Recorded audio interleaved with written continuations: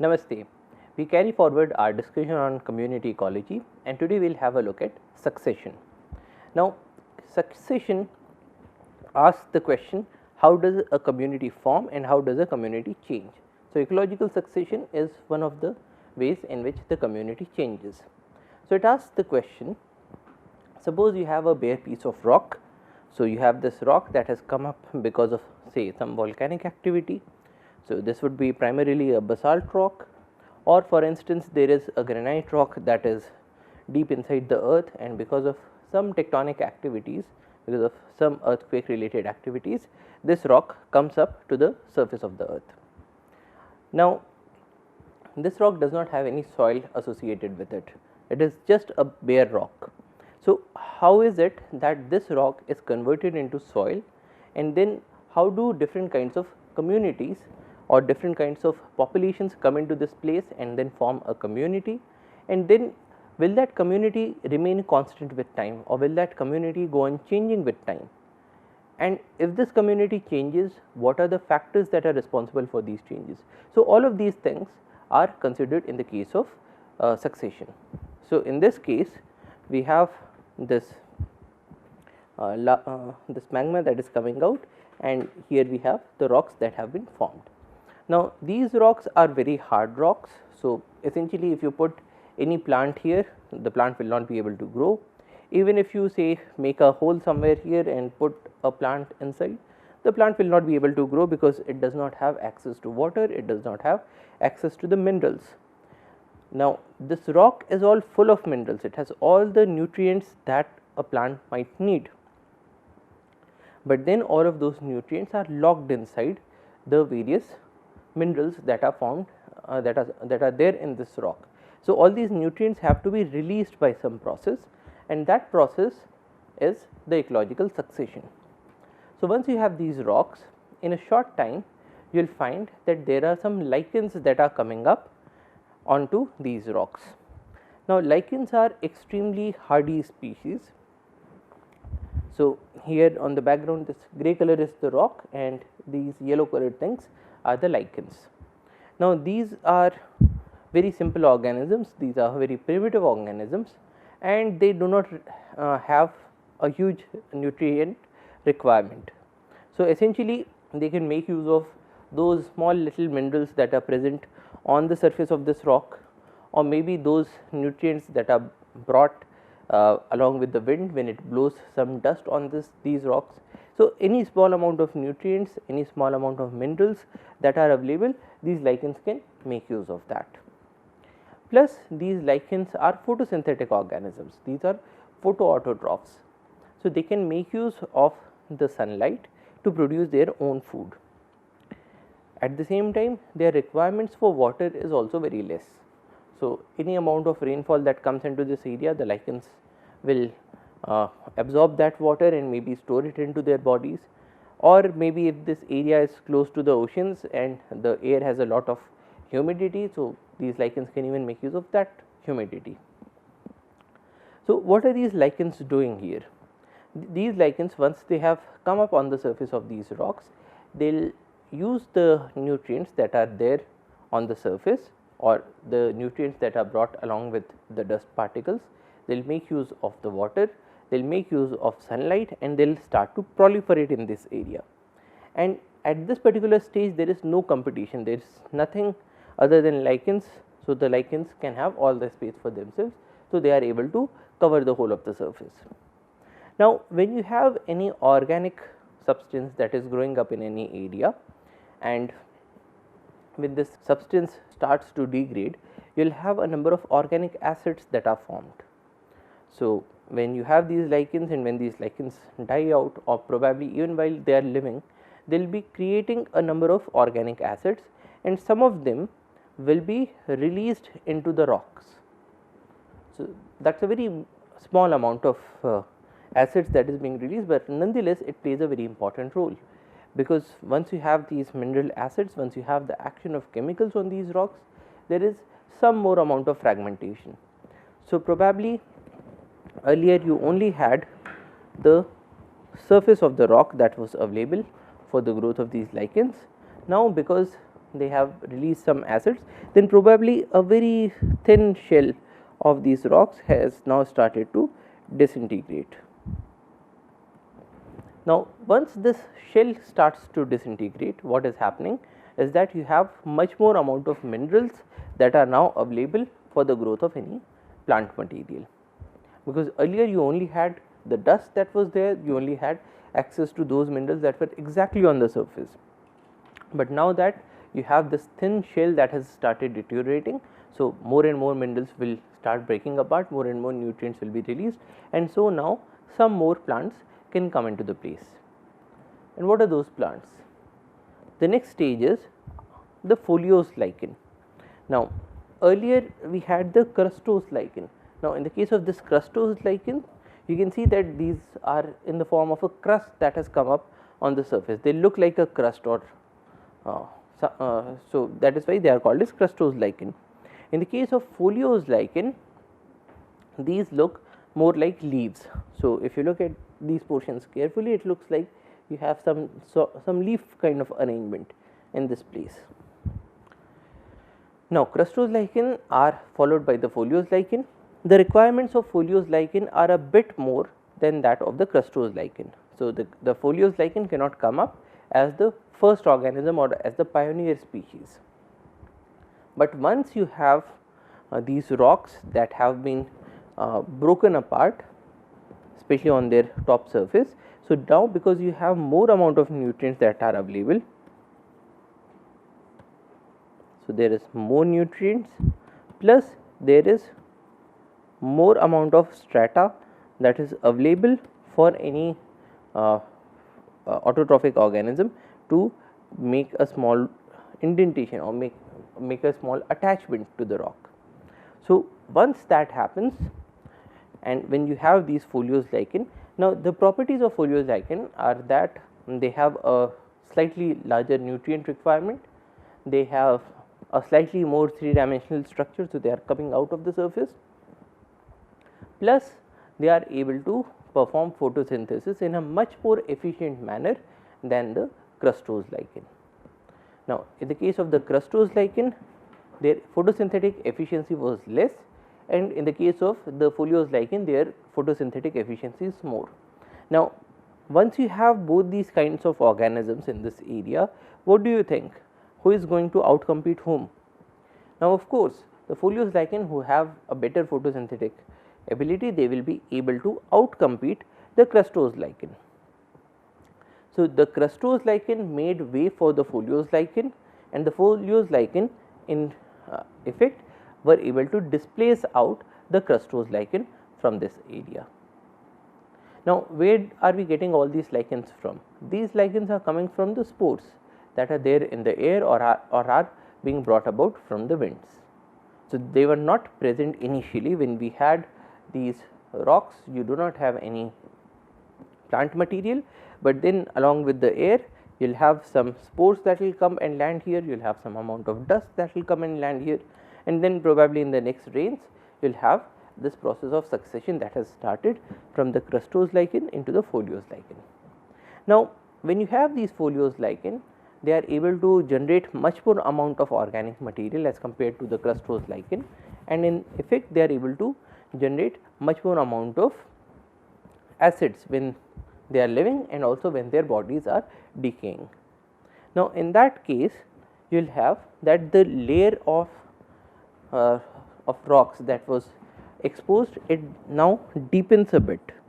So, in place of having a very small shell, now you have a slightly larger shell, and in this case as well you do not actually have soil here, but then because these rocks have now broken up on their shell, so you have a scope for something larger to come up. Now, from the foliose lichen stage, the next stage is the moss stage.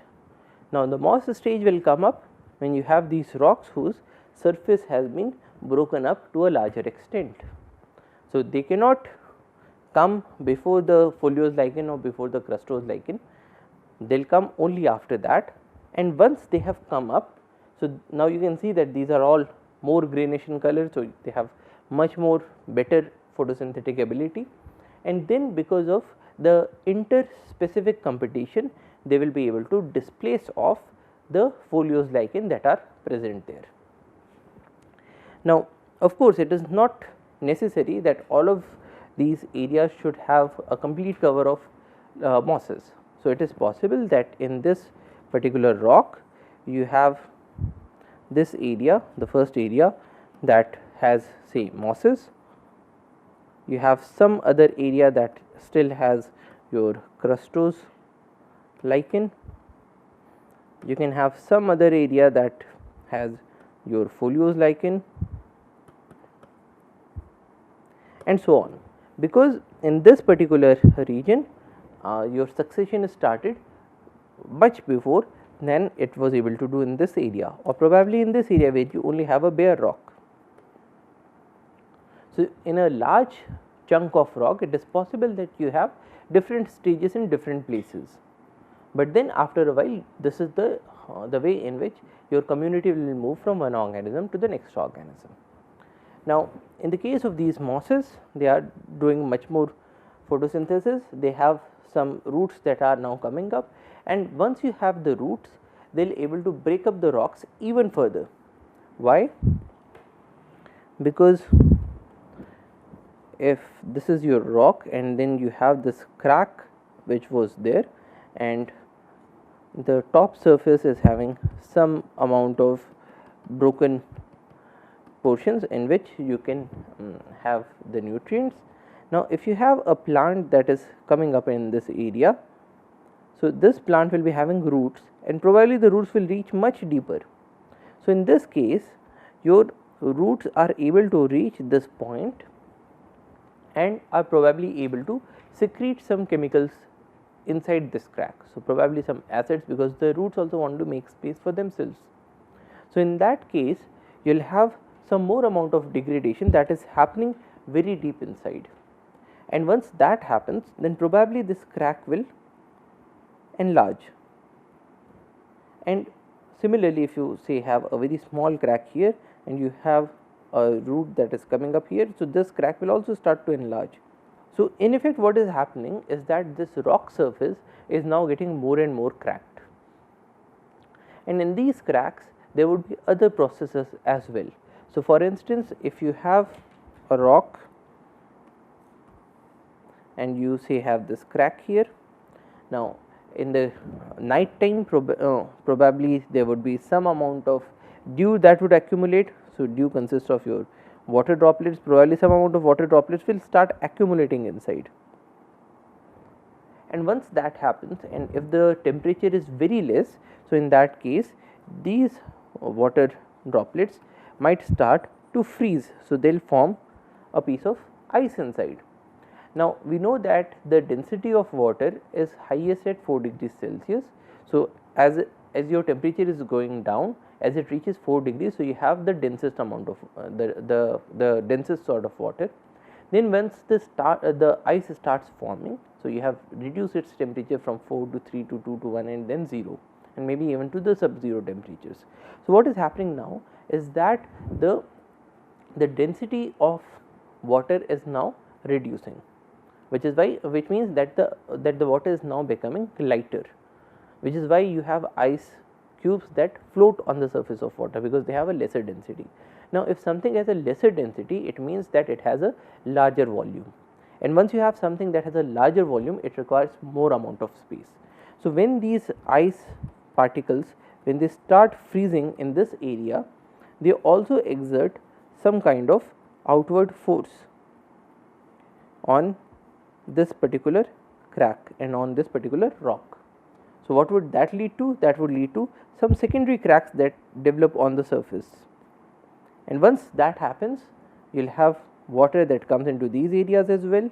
Then later on, when it forms an ice here, so you will have larger quantities of ice that are being formed, and then they again start exerting the forces on the surface of these cracks, and ultimately this crack starts to expand in size. You will have more and more number of cracks on the surface of this rock, and this process is also accentuated by the presence of the plant species, because they are also living there, they are also secreting out some acids which are further weakening the rocks, and so on.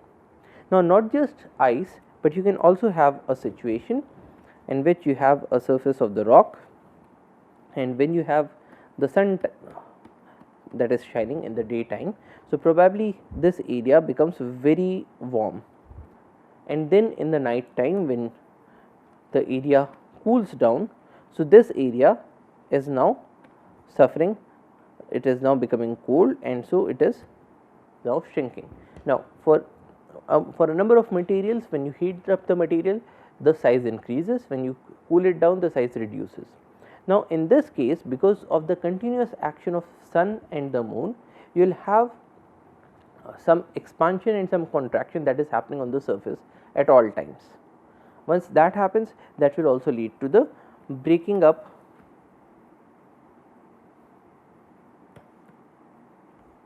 of the rock surface, and in the case of rocks such as granite, this is known by the term of onion weathering, because just like if you take a piece of onion, you will have a number of leaves that are one. So, similarly in this case, you will have a rock that will look something like this. So, after a while you will have, see, a small section that has come out here, a small section that has come out here, a small leaf that has come out here, and so on.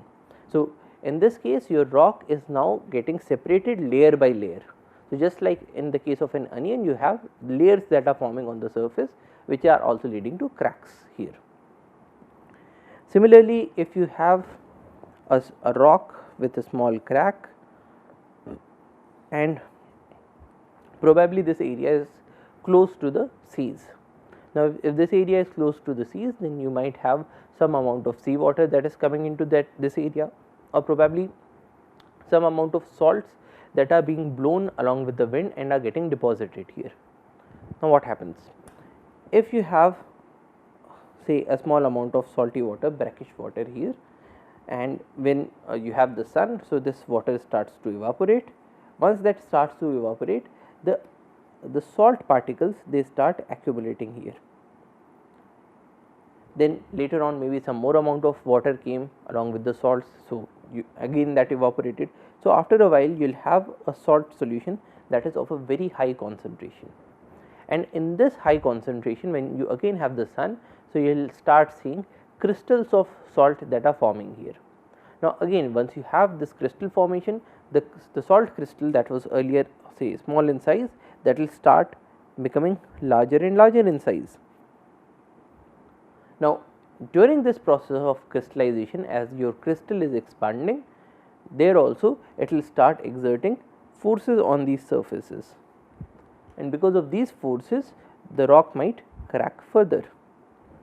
So, when we are talking about succession, it is not just the biotic organisms or the different populations that are playing a role, but at the same time the climatic conditions or the prevalent conditions are also playing a role in this case.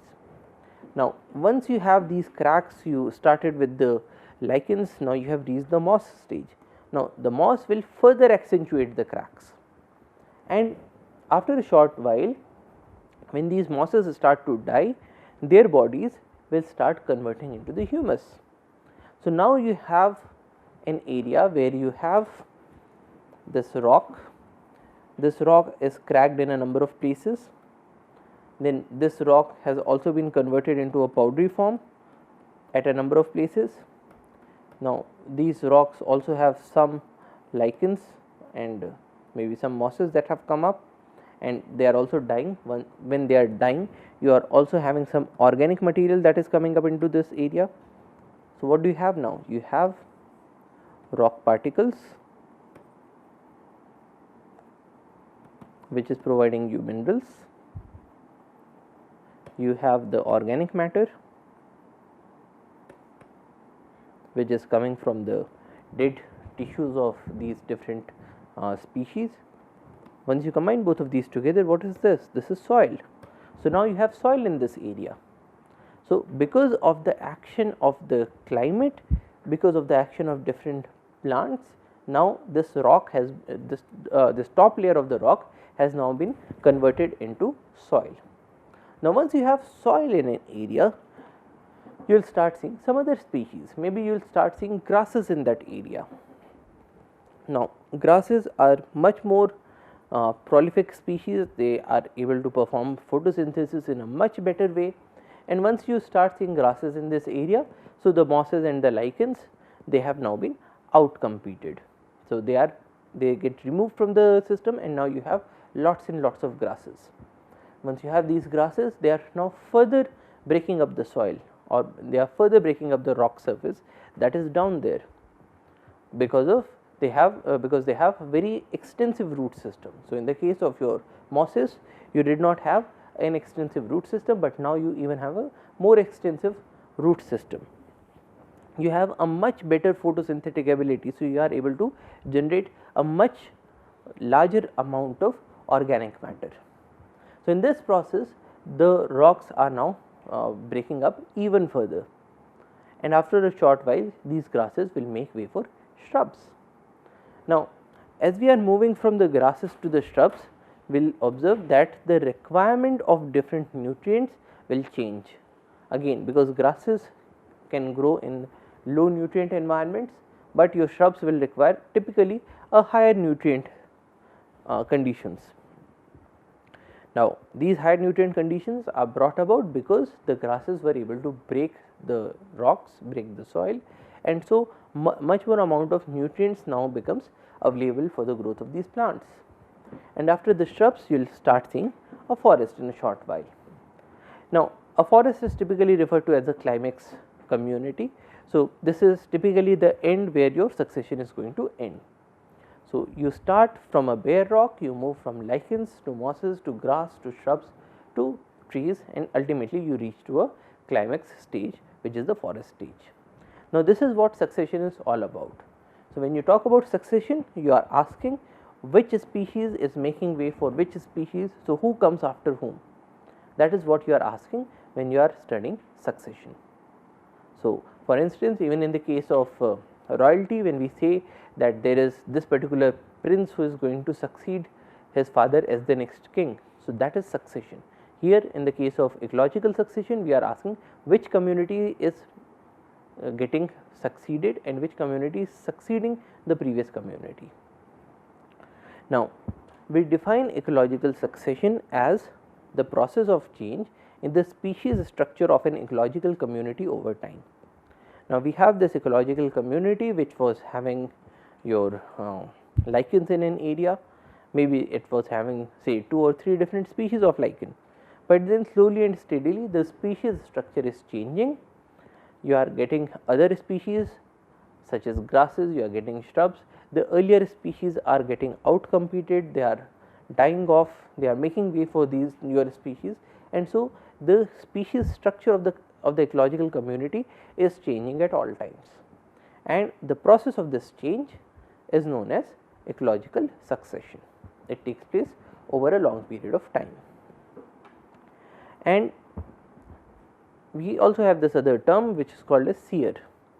Seer or a serial community is an intermediate stage found in ecological succession in ecosystem advancing towards its climax community. So, essentially when we were referring to a community that ultimately became a forest,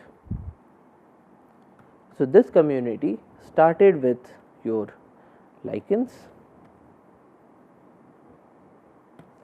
which was both crustose and then followed by your lichens that have foliose structure. So, crustose lichen followed by foliose lichen, followed by your mosses, followed by grass, followed by shrubs, and followed by the forest. So, all of these different communities. So, if you are talking about a community that is all full of lichens, that is called a serial stage in this succession. If you talk about a community that has grass, that is a serial stage in this succession. So, a serial community is an intermediate stage, it is not the final stage, but it is the intermediate stage that is found in ecological succession in an ecosystem advancing towards its climax community. Now, in this case the forest is the Climax community.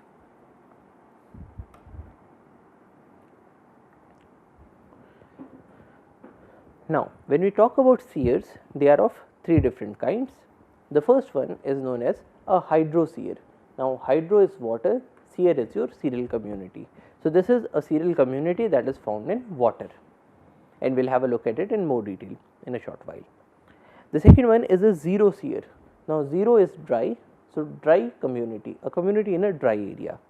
This includes a lithosphere. So, a lithosphere is a community on a rock, as we just saw, and it could also be a samosphere. Now, samosphere is you have sand in community. So, it is a community on sand. So, if you look at ecological successions that are happening on sand dunes, that is an example of samosphere. The third kind is a halosphere. Now, halo is salt, sphere is a community. So, you have a community in salt or a community in a saline body such as a marsh. Now, when we talk about this succession proceeds from a pioneer species towards a climax species. Now, in this case, we had started with rocks, and rocks made the first community that came up was this crustose lichen. Now, this would be called as a pioneer species. Pioneer because this is the first one to come up. So, it is a pioneer. So, pioneer is the first one, climax is the last one, and everything in between is a sear or a cereal community. Now, pioneer species are defined as they are hardy species which establish themselves in a disrupted ecosystem and trigger the process of ecological succession. Now, they may come up in an area where you did not have any community beforehand, or they may come up in a disrupted ecosystem. Now, what do we mean by a disrupted ecosystem? So, probably you have a forest, and in this forest you have a number of trees, probably you have some shrubs, you have some herbs and so on, and then you have a forest fire because of which all of these die out. So, now you have a community in which you have disrupted something. So, probably a few trees remain in this area, but then everything else has been disrupted. Now, what would come up in these areas? So, the first species to come up in this area will again be called a pioneer species, because it is the first one to come up in this disrupted ecosystem. So, pioneer species are hardy species which establish themselves in a disrupted ecosystem and trigger the process of ecological succession. So, if you do not have a pioneer species, you will not have the ecological succession, because there is no other species that can replace these pioneer species. Now, why is that so? Because of their specific characteristics. The characteristics are their ability to grow on bare rocks, nutrient poor soil or water. So, they are the first one to come up, and they can come up on bare rocks where you do not have any soil, or they can come up in a soil that is nutrient poor, or they can even come up in a soil that is, or they can even come up in water that is also nutrient poor. Now, what are the examples of these soils that are nutrient poor? So, consider a glacier. Now, a glacier, when it is moving from one place to another, it is also grinding the rocks that are below the glacier, and once this glacier melts, the rocks that have been ground up, they come up in the form of a soil, and that soil is extremely nutrient poor. It does not have any organic materials, it does not have a number of minerals, because it has never been acted upon organically. So, the organisms that can come up in such a soil, that will also be the pioneer species. The other characteristics are the ability to tolerate extreme conditions such as heat and cold. Now, when we are talking about a community that is coming up on a piece of rock, so in the daytime it is getting exposed to very hot conditions, in the night time it is getting exposed to very cold conditions. Now, if we have a community that is coming up in a forest, so in this forest you have much more moderate climatic conditions, because all the time you are having a high moisture level. If you look at a location say here or a location say here, so you have a high moisture content, you are not exposed to the direct rays of the sun because the plants are cutting it out, and then you are also not exposed to a very cold condition because the air movement that would have happened in this area is also being stopped because of the trees. But in the case of a bare rock, you will be exposed to all the conditions.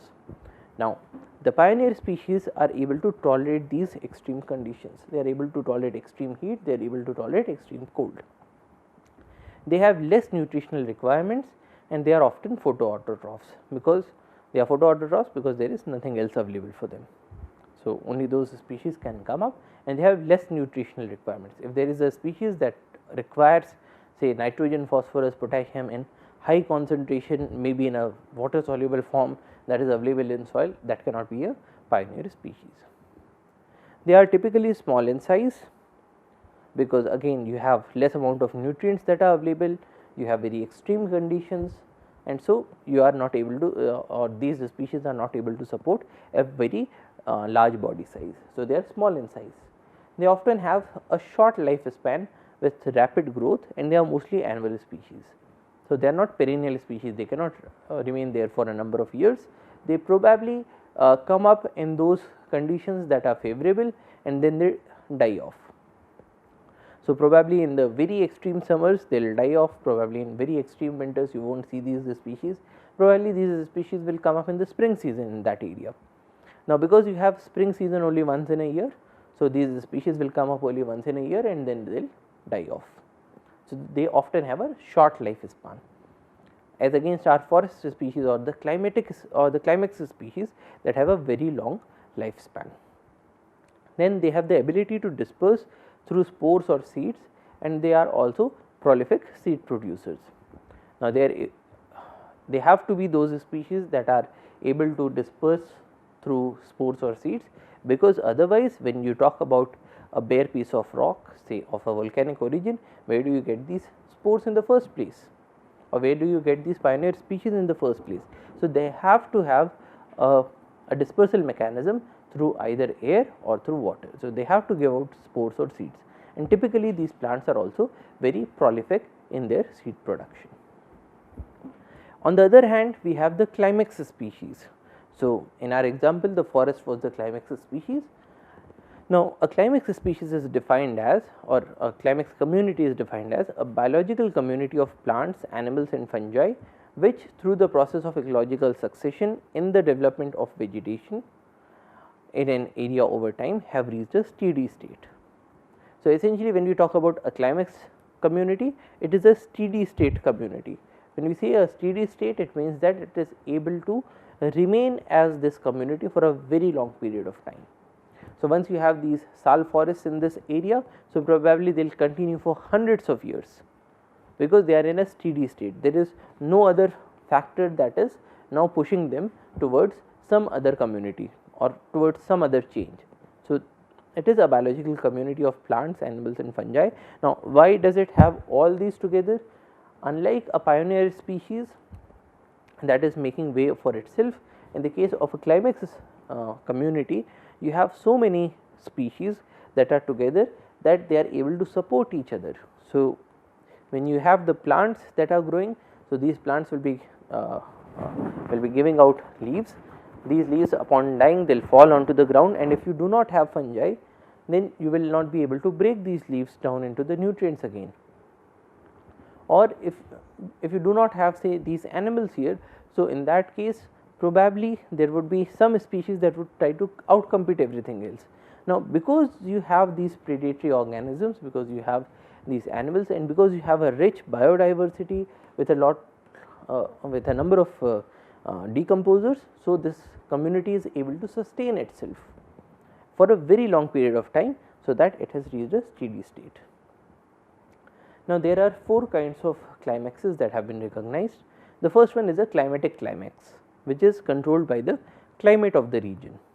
So, for instance, when we talk about a sal forest, that is a climatic climax. So, it will come up in an area that has sufficient amount of moisture, that is probably a cooler area. So, that is the species that will come up, and that will come up, and the community that gets formed because of these sal trees, the forest, that would be a climatic climax, because it has been determined because of the climate and it continues to remain there for a very long period of time. The second one is an edaphic climax. So, that is controlled by the soil conditions of the region. So, different kinds of soils will be having different kinds of climax species or climax communities. So, that is when you have a condition like that, it is known as an edaphic climax. The third one is a catastrophic climax, that is controlled by some catastrophic event such as wildfire. So, a good example would be your teak forest. Now, in a teak forest you have these deciduous trees in the form of Tectona grandis, and these trees shed their leaves.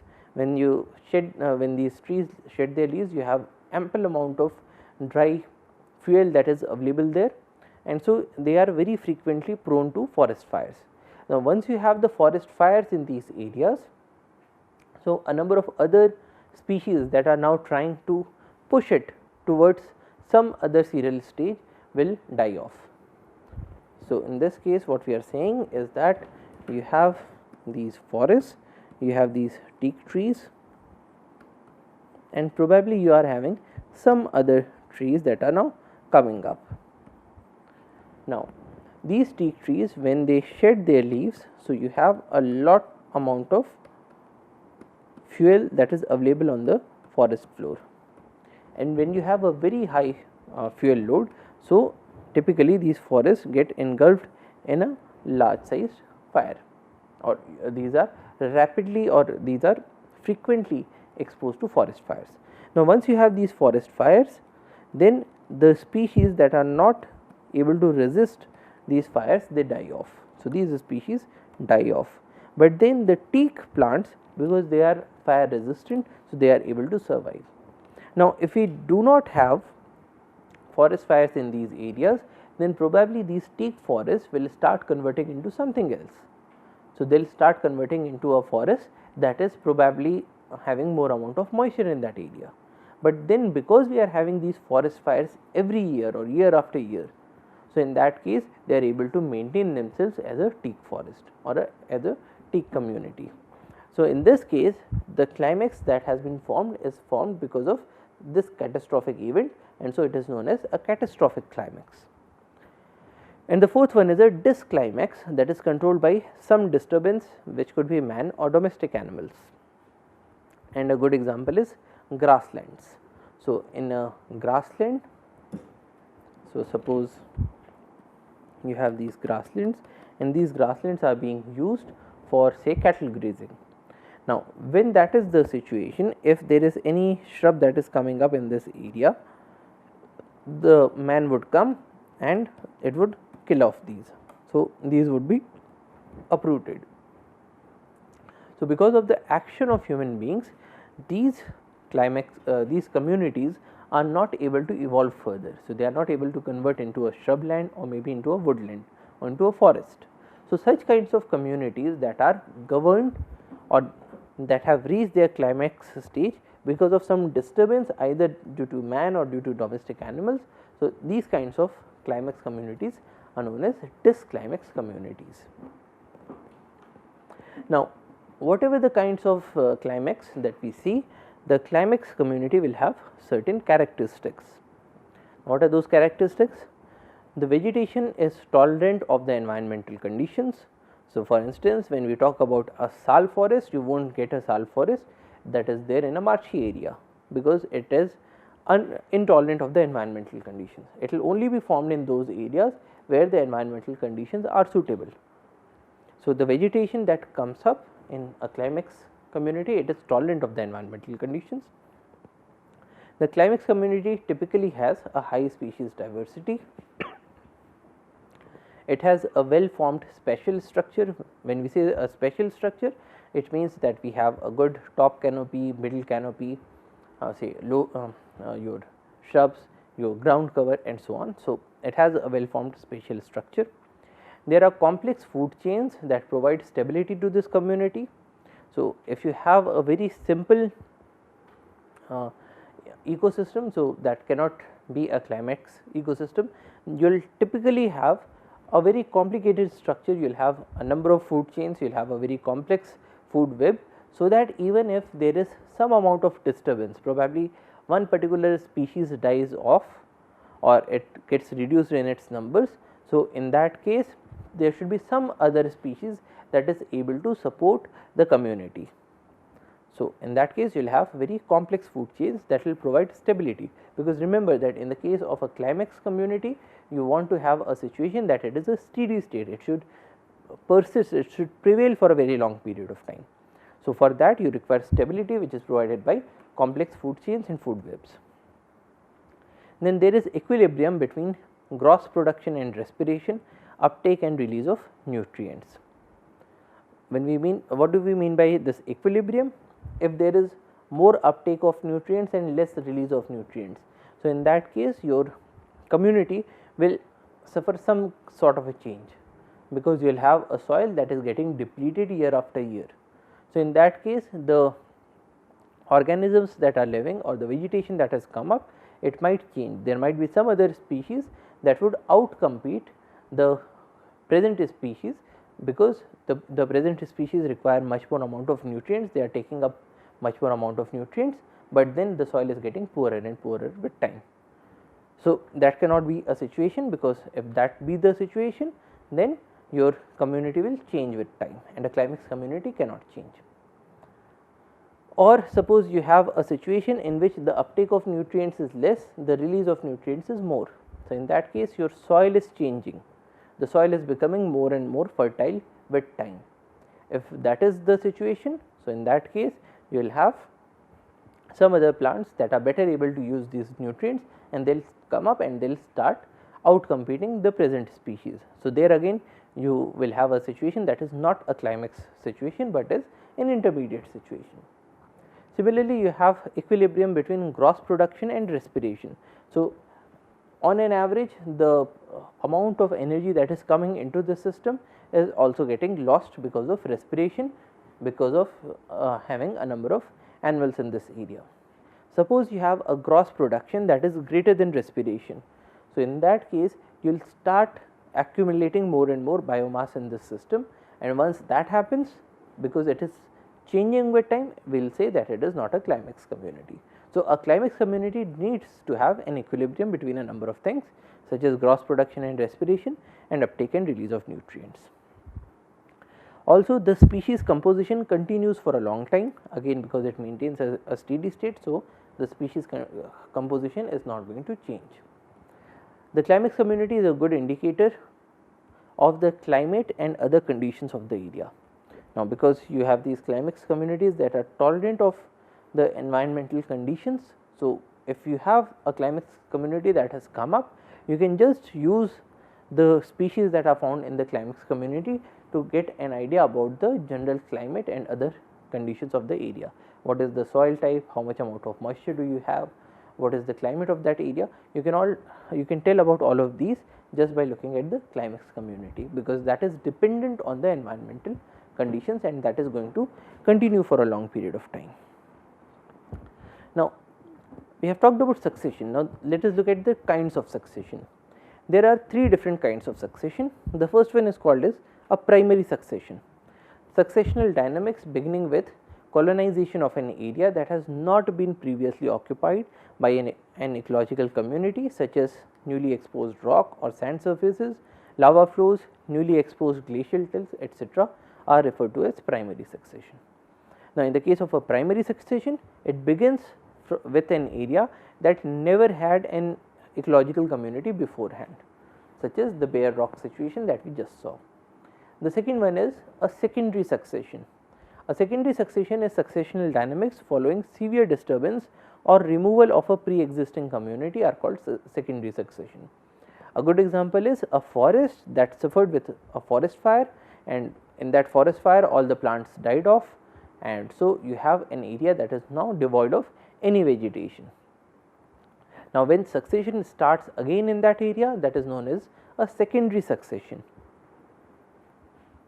The third one is cyclic succession, which is periodic changes arising from fluctuating species interactions or recurring events. A cyclic succession, a good example is that of the Brahmaputra floodplains. So, every year you get floods in that area. So, the species that are already there, they die off because they get drowned, and then every year you have a succession that starts ab initio. So, every year you get a grassland, and then after a while you will get a flood again. So, all the species will die off, and then again you will have the grasses that are coming up in this area. So, that is a cyclic succession. So, primary succession is succession in an area which never had any community. A secondary succession is an area which had a community, but everybody died off, and a cyclic succession is a succession that occurs in an area with some recurring events. Now, let us look at some examples of primary succession. Now, the first one is lithosphere that we have already seen. So, from rock you move to crustose lichen, to foliose lichen, to moss, to herbaceous stage where you have the grasses, to shrub stage, to woodland stage, and finally to the climax stage. So, that is a lithosphere, which is rock community. The second one is a hydrosphere, which is a water community. Now, you have this water community and you have a primary succession. So, you have a body of water that has newly come up. So, probably there is an area that just got filled up with water. So, what will happen? From the water stage you will move to the phytoplankton stage, because the phytoplanktons will be the first community that will come up. So, these are the pioneer species. From the phytoplanktons we will move to a submerged state. Now, in the case of a submerged state you will have some plants that are coming up and they are submerged. So, probably this is your water body, and the first things that will come up will be the planktons that will come on the very top, because that is the photosynthetic zone. Now, once these planktons have started dying with time, so you will have these bodies that are now coming down, and once that happens you have some amount of soil that has started accumulating in the bottom.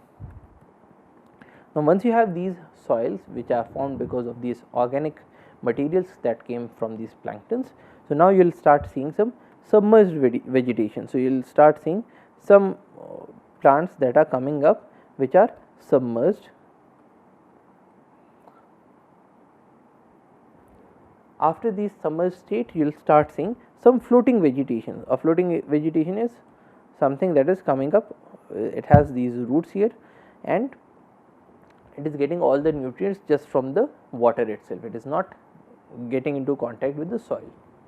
Now, from the floating stage the next will be the reed swamp stage. So, now in the reed swamp stage it will be coming up in the marshy areas. So, typically what is happening is that all these plants that are now forming, they will also start dying off with time, and so the bottom layer is now increasing with time, because you now have much more amount of accumulation, much more amount of organic material that has come up. So, now this area has started converting into a marshy area. Once it converts into a marshy area, you will have the reed stage. The reed will be followed by a meadow stage, sedge and meadows that will come up. After the meadows, so meadows are very much like tall plants that are living in that area, and this is equivalent to a shrub stage that we see in the lithosphere. Now, after this sedge and meadow stage, you will again have quite a lot of water that is being taken out because of transpiration, quite a lot of organic matter that is getting deposited, because now you have large size plants. So, more and more amount of soil is getting formed, more and more amount of humus is getting formed. So, from the sedge and meadow stage you will move to the woodland stage, where you start getting some trees in this area. So, typically with time your organic matter is increasing in this area. So, once you have much more amount of organic matter, you will have a situation where this much area is now all filled with the organic material, and you have a very slight amount of water that is there on the top. So, here you will start seeing large size plants. Now, from these large size plants they will be using up more and more amount of water, and after a while you will start seeing trees in this area, and from the trees you will move to the climax community, which is determined by the existing prevailing conditions in that area. What is the climate in this area, what is the availability of water in this area, what is the soil that is coming up in this area, and so on. Now, that is the primary succession. What about a secondary succession? A secondary succession is something like you have a forest, you have a forest fire. So, you have a forest that is incompletely destroyed. From there you have the herbaceous stage, because you already have quite a lot of soil in this area. So, you will not start with the lichens and the mosses, you will directly start with the grasses. So, you will have the grasses that come up, followed by the shrubs, followed by the woodland, followed by the climax. And typically we will observe that a secondary succession is much faster than a primary succession, because you already have soil in this area. So, even if the forests were burnt because of the forest fire, but you still have the soil that remains in this area. So, you have a soil that is already formed, you do not have to start with a rock and start with breaking of the rocks. So, it is much faster.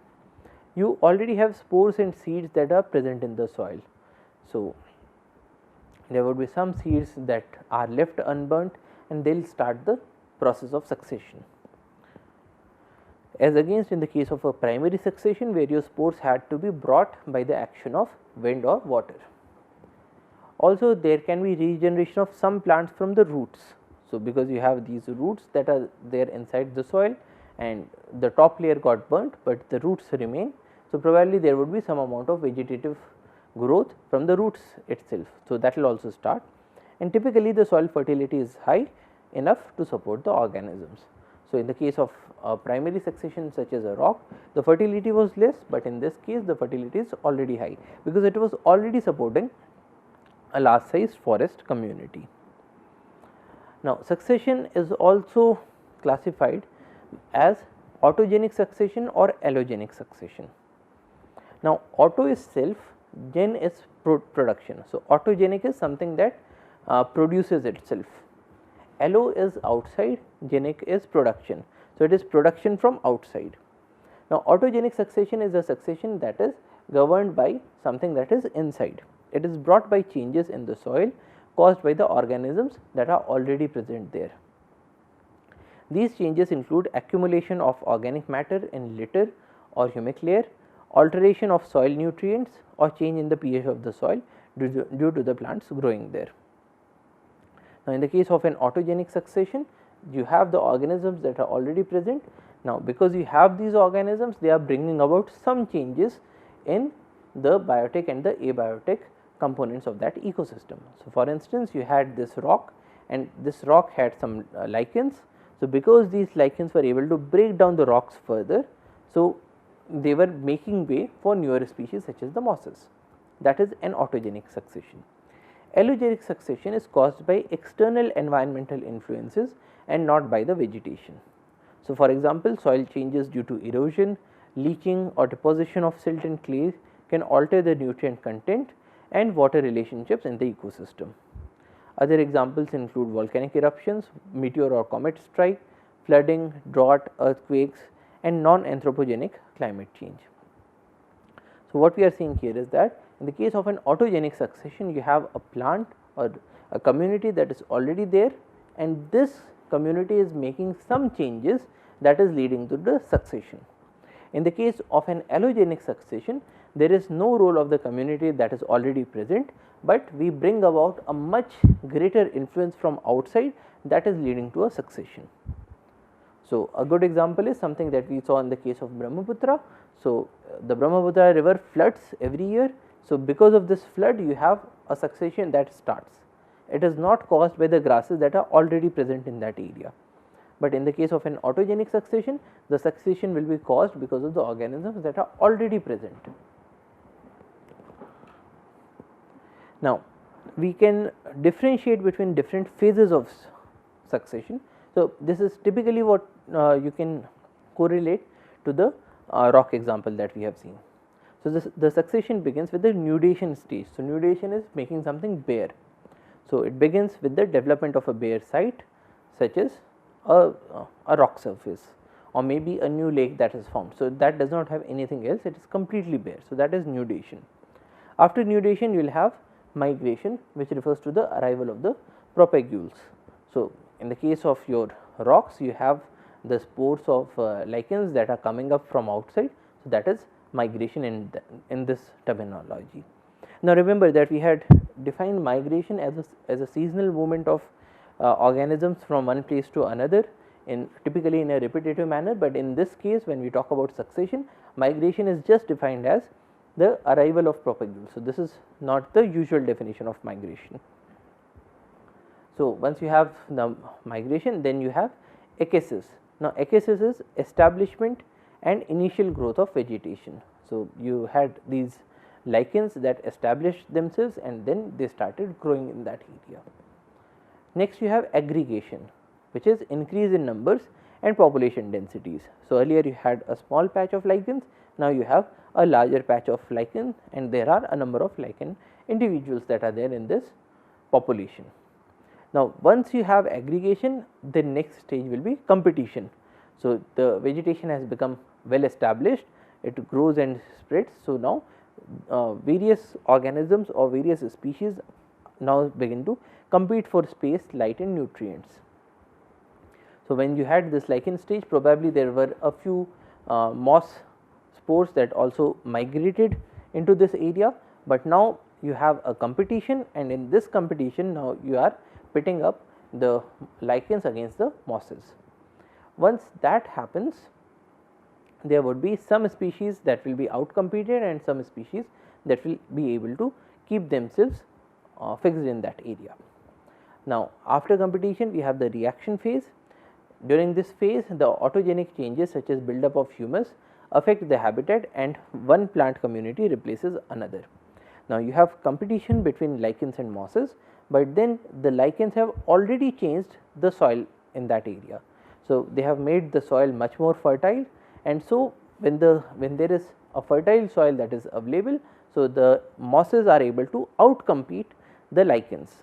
So, the lichens made way for the mosses, and and one plant community has now replaced another. So, that is the reaction phase, and these phases will continue, because after you have a moss community, you will start again with this phase. You will have migration of grass seeds, and then there will be echesis. So, you have these mosses that are now establishing themselves, they are increasing in their numbers, there is competition, but then there has also been migration of some grass seeds.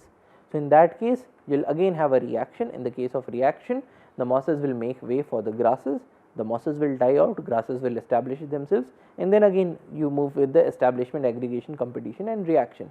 Now, in the next stage the reaction will be with the shrub seeds that have migrated into this area, and this process continues again and again until you reach a phase of stabilization in which you have reached a climax community. So, now there is no more change that is possible, whatever is there is the most optimum stage.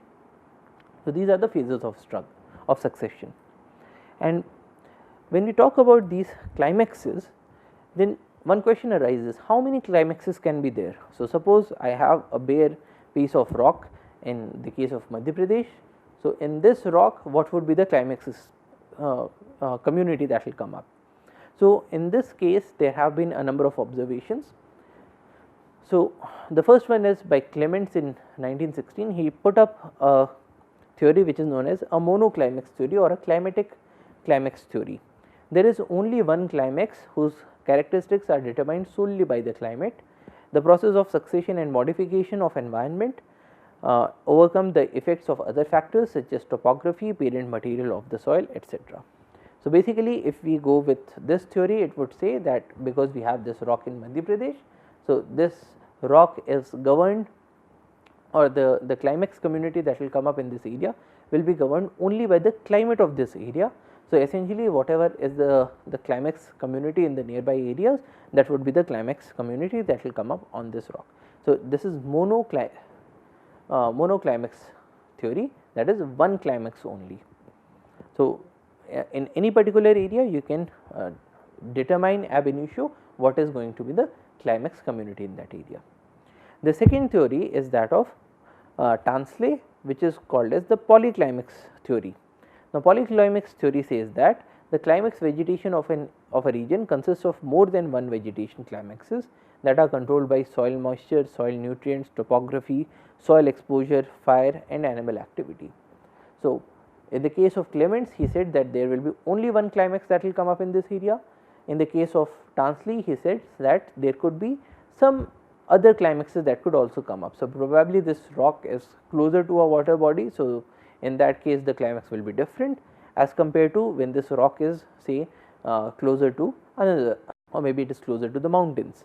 So, depending on the situations that are nearby, you will have the climax that comes up. And the third one is a climax pattern theory, which was given by Whittaker, and he said that there is a variety of climaxes governed by responses of species populations to biotic and abiotic conditions. The nature of climax vegetation will change as the environment changes, with the central and most widespread community being the climatic climax. So, in this case he said that you will not have one particular climax, but then even this climax community will go on changing a bit, it will go on changing bit by bit, but the most widespread community will be the climatic climax. But then what comes up actually in this area, you cannot determine it on the basis of just on the basis of the climatic conditions or on the basis of the ambient conditions, but then it will go on changing with time. So, it will be near to the climatic climax, but then the actual climax that comes up will be a bit different. So, in this lecture we looked at succession, different kinds of successions, we looked at primary, secondary, cyclical successions, we looked at different serial stages, we defined a primary community, looked at its characteristics, we defined a climax community, looked at its characteristics, we looked at different kinds of climaxes that can come up, and so on. So, a study of succession is extremely important in the case of community ecology, because this is a process by which a community changes from one stage to another. So, that is all for today. Thank you for your attention. Jai Hind.